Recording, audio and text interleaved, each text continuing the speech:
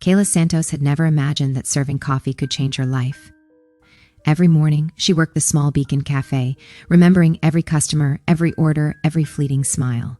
But there was one regular who stood out, a frail, elderly man named Robert Whitmore. Kayla had grown fond of him over the past 2 years. She'd bring extra butter for his toast, adjust the coffee exactly how he liked it, and talk to him when no one else bothered. One rainy Tuesday morning, the cafe's door swung open and a sharply dressed man entered. He ignored everyone else and walked straight to Kayla. "Are you Miss Kayla Santos?" he asked. She blinked, confused. "I'm Dr. Hamilton, attorney for the Whitmore family," he said, handing her a thick envelope. "I need to speak with you about Mr. Robert Whitmore." Her stomach dropped. Robert, the kind man who had trusted her completely, had passed away the night before.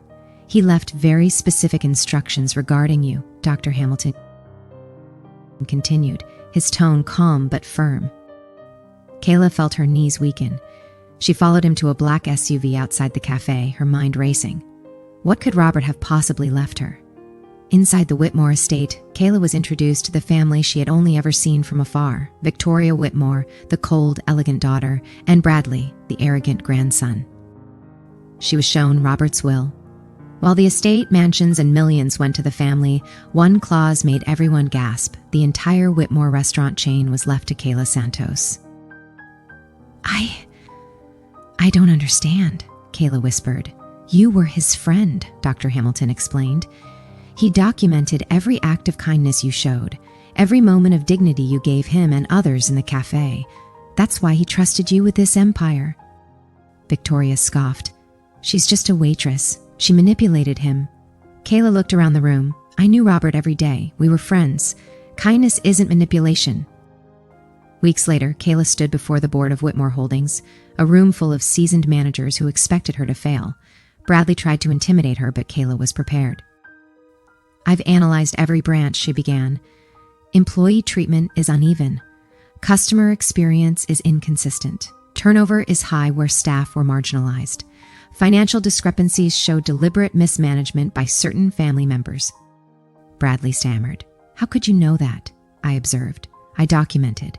And I intend to fix it," Kayla replied calmly. Behind the scenes, she discovered emails, invoices, and security footage proving Victoria and Bradley had sabotaged restaurants, embezzled funds, and discriminated against employees. She presented the evidence to the investors, leaving the family humiliated and exposed. "I propose we restructure the company ethically," Kayla said. "Fair treatment for all staff, transparency for investors, and restoration of what's rightfully ours." Months passed. New locations opened, the company thrived, and a nationally recognized diversity program was launched. Kayla honored Robert's memory, often looking at the framed photo of him in the corner office and whispering, "Thank you for trusting me." Bradley and Victoria faded from the company, their arrogance destroyed, while Kayla became a celebrated businesswoman.